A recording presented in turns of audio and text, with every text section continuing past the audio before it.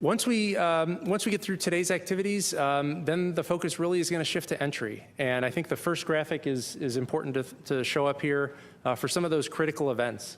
You know, the first one that we're really going to have to keep our eye on is crew module and service module separation. That's going to happen about 20 minutes before entry interface.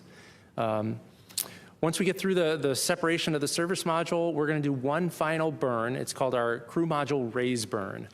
This is typically not a burn that's going to be required, but it's our final opportunity to fine-tune our flight path angle before entry interface. So we'll perform that about 16.5 minutes before entry interface. Once that burn is complete, the spacecraft is going to make a couple of roll maneuvers. This will provide additional separation between the service module, which is headed for a destructive entry in the Earth's atmosphere, from the crew module, which obviously contains our 4 astronauts. Once those rolls are complete, the crew will go visors down, and then they will be in a isolated environment in their launch and entry suit until after splashdown. We'll hit entry interface at 400,000 feet, about 1,950 miles away from our landing site, and that's when the fun really begins. The 24 seconds after entry interface, we'll hit our blackout, which is the point at which the plasma has built up around the spacecraft such that it interferes with our ability for the transmitters on Orion to transmit telemetry. This is nominal. It'll last 6 minutes. Once that 6-minute blackout is done, Orion's going to be at about 150,000 feet. So still falling pretty quickly. We're going to be within a couple tens of miles of the landing site by that point. And then our focus is going to shift to deploying the parachutes. We've got 2 drogue parachutes that'll deploy. It'll be about 22,000 feet. That'll slow us down to about 200 miles an hour. And then we'll deploy the 3 main parachutes. Those are the orange parachutes you see in the image. That'll happen about 6,000 feet altitude, which will slow the spacecraft and her 4 inhabitants down to a gentle 20-mile-an-hour splashdown in the Pacific Ocean. We'll get the spacecraft power down about 15 minutes after splashdown, and then I'm going to hand over to Lily Villarreal, our recovery director, for mission authority. Let's go to the next graphic, which has a little bit more detail on some of those events. Here's a plot of what entry is going to look like. You can see it's only 13 minutes from entry interface until splashdown, so it's going to happen pretty quick. And the flight control team here in Houston, we're going to be without comms with the flight crew for 6 of those minutes. So it's going to start quickly, and it's going to be over even faster. Next page. And then for a graphic of all the parachutes that are going to deploy, the first thing before we deploy the drogue parachutes, we have to jettison something called the forward bay cover. It provides the protection for all the parachutes, and that's what's going to get jettisoned at about 35,000 feet. There's a window for the jettison of the forward bay cover, so if it doesn't happen at 35,000, it can happen lower, as low as 24. And nominally, we actually expect it to happen closer to 24,000 feet. Next page. And then if you're looking for a little bit of insight on our approach trajectory, we're going to have entry interface a little bit southeast of Hawaii. And after we fly 1,957 miles over the surface of the Pacific Ocean, we'll be landing in our targeted landing site off the coast of California. Second graphic I have is a few days ago I showed you some imagery of the crew module images we got down from our first external survey that was right after the TLI burn. So we actually do another external survey on the way home. This is our inbound external inspection. So I think at the next slide.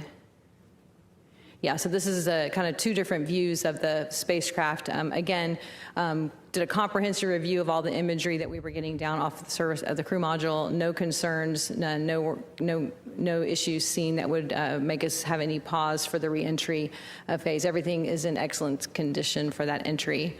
So that's our pretty crew module. I think we have a couple of pictures of the service module as well. Yeah, so we obviously don't bring the service module home. As we mentioned, that gets separated about 40 minutes before splashdown. But we did get some nice imagery. And the next one I thought was interesting. It's a picture of the solar arrays, but it's actually the backside of the solar array, which we don't normally see. So anyway, poured over all this imagery, and everything looks really good for the return. Operations-wise, there's a few other things going on in the cabin. One interesting test that we're doing today is when you pressurize the cabin, the panels and things that are connected there, kind of shift around a little bit. And so we're having a demonstration of, can you actually remove some fasteners in those panels and put them back in? Do the structures still line up enough that you can do that? This is to help us prove out if we needed to do any kind of maintenance or contingency access to like our ECLA system. So we'll be looking at that today to see if that demonstration works out well. We're also doing some demonstration, what's called 20 by 20 degree dead banding. This is pointing the spacecraft a little bit different throughout the day to test thermal responsiveness of the systems externally to see if we can expand our operating envelope for future missions. So I guess some other things, we've collected a lot of data on this mission. We'll be getting a lot of that data back when it comes back, but did want to mention a couple things. We've consumed 2,964 pounds of fuel in the service module. We have 4,285 to go. So clearly we had put a lot of margin into this mission to make sure we could fly it properly. 9,855 commands have been uplinked, so been busy for the flight control team and the MER team doing all of that. And then we mentioned the optical comm and how effective that has been in getting data down. 122 gigabytes of data downloaded. That was a record. That was in a single day. That was today. And a total of over 312 gigabytes of data coming down on that optical comm system. So that's been really helpful for us getting down some of this beautiful imagery. Cabin is currently at a 76 Fahrenheit degree, so the crew's quite comfortable. Everything looks really well. And I think that's probably it from me. Spacecrafts continue to operate nominally, and we are hard at work monitoring it until it gets home. So with that, I will hand it over to Lily. Okay, great. Thank you for joining us today.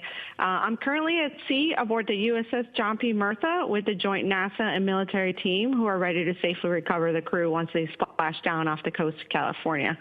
The ship departed from Naval Base San Diego on time, and we are currently maneuvering the ship to the landing zone.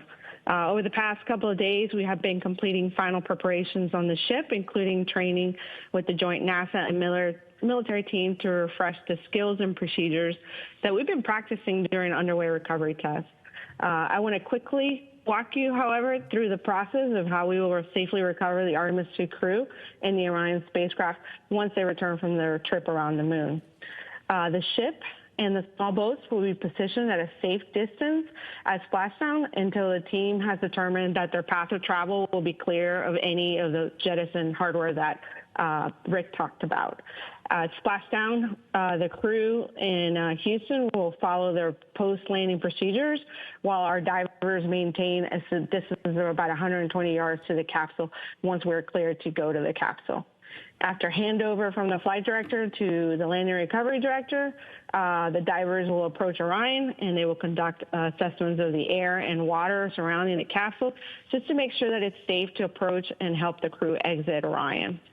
After ensuring the area is safe, they're going to go ahead and open the Orion hatch and help the astronauts from their seats to a large inflatable raft that we call the front porch. Once all 4 astronauts are on the front porch, we will tow the capsule away from the front porch, and the team will pick up from Navy helicopters, which are deployed from the recovery vessel. 2 helicopters are going to rotate, picking up all 4 crew members before they return to the recovery ship within a few minutes of each other. Once the crew has exited the helicopters, they will proceed to the ship's medical bay to undergo routine post-flight medical checkups. We expect to recover the crew and deliver them to the medical bay within 2 hours of splashdown. With the crew safely out of the capsule and in tandem to the recovery, teams will work on towing Orion into the well deck of the ship using procedures that were very similar to those that we used on Artemis I. Once we have Orion safely inside and all the small boats are back on the ship, we will start making our return to Naval Base San Diego. Depending on our distance, by then the Artemis II crew will fly off the ship back to shore, we anticipate within 12 to 24 hours post-splashdown.